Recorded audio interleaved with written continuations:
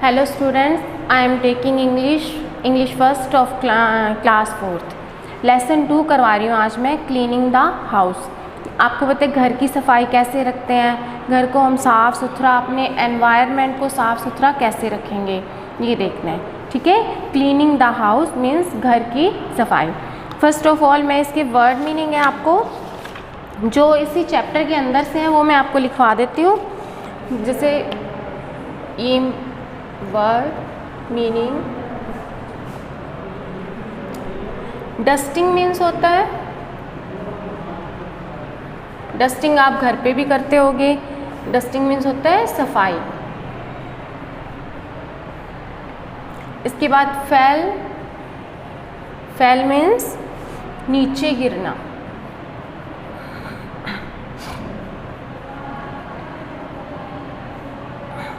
Next है glared. Glared होता है गुस्से से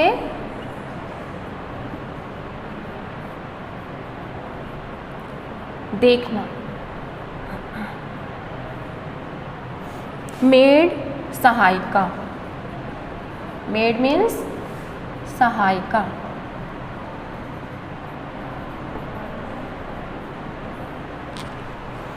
स्टैक्स होता है जांचना,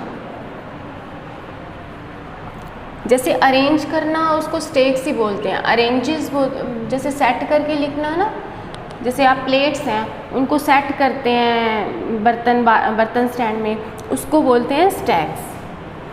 और नेक्स्ट है पैटिंग। पैटिंग मीन्स होता है हाथ फेरना।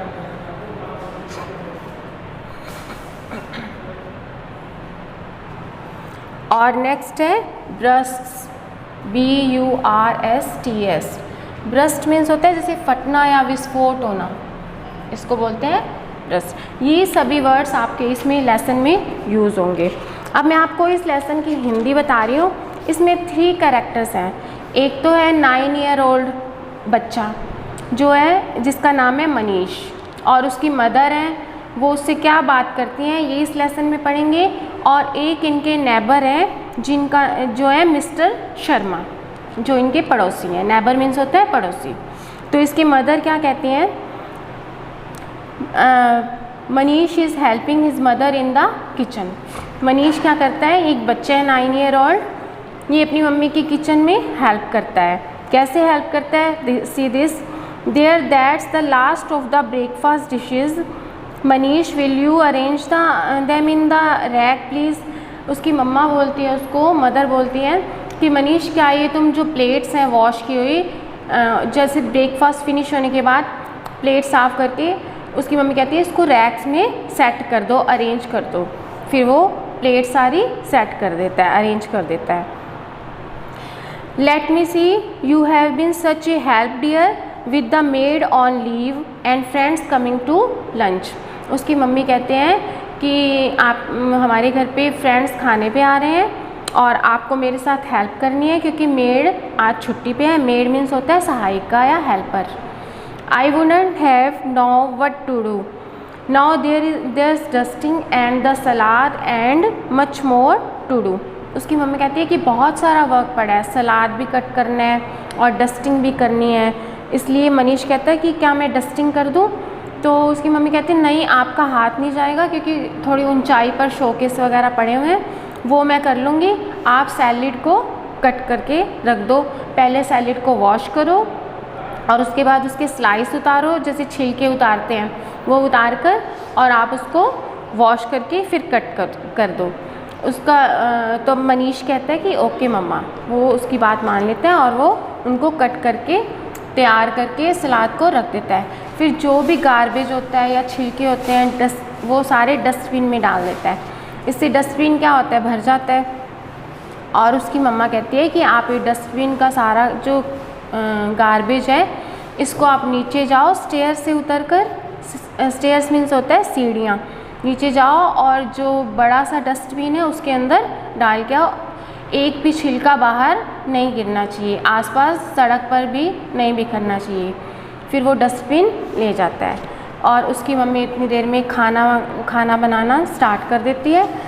फिर वो एकदम से आवाज़ सुनती है, मनीष की मम्मी चिल्लाने की आवाज़ आती है। मनीष भागा हुआ आता है अपनी मम्मी के पास और उनके पीछे छिप जाता है। अब वो क्यों छिप जाता है? मिस्टर शर्मा, अब मिस्टर शर्मा भी चिल्लाते हुए आते हैं और ज़ोर से दरवाज़ा जो गेट होता है वो खोलते हैं। फिर उसकी मम्मी पूछती है कि क्या हो गया।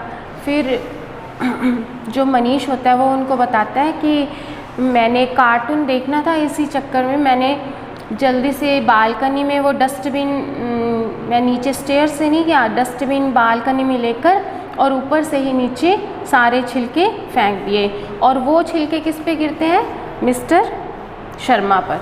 और वो मिस्टर शर्मा बहुत गुस्से होते हैं, उनको बहुत ज़्यादा गुस्सा आ रहा होता है क्योंकि उनके सारे कपड़े ख़राब हो जाते हैं। तो फिर वो जो मनीष होता है उसको बहुत गिल्टी फील होती है कि मैंने एक गलत काम किया है। फिर वो अपनी मम्मी को भी बताता है कि मैंने वो छिलके बालकनी से ही फेंक दिए थे। फिर वो सॉरी बोलता है मिस्टर शर्मा को और कहता है कि मैं आगे से इस तरह का काम नहीं करूँगा जल्दबाजी में। फिर जो मिस्टर शर्मा होते हैं पैटिंग मनीष के सिर पर हाथ फेरते हैं। पैटिंग मीन्स होता है हाथ फेरना सिर पर। तो फिर वो उसको कहते हैं ठीक है, आप आगे से ऐसा मत करना और अपने आसपास एनवायरनमेंट को भी साफ़ रखना, रोड्स वगैरह इनको भी साफ़ रखना। तो इस लेसन से हमें दो शिक्षा मिलती हैं कि एक तो अपने आसपास के एनवायरनमेंट को आपको क्या रखना चाहिए? साफ़ रखना चाहिए, गंदगी नहीं फैलानी चाहिए। और दूसरी बात, अपनी मम्मी के साथ हेल्प करवानी चाहिए किचन में, जिससे आपकी मम्मी को भी प्रॉब्लम नहीं हो काम करने में। और ये लेसन अब आपको रीड करना है और इसमें जो भी डिफ़िकल्ट वर्ड्स हैं उनको अंडरलाइन करोगे और ये डिफ़िकल्ट वर्ड जो बोर्ड पे लिखे हैं ये आपको लर्न करने हैं। Thank you.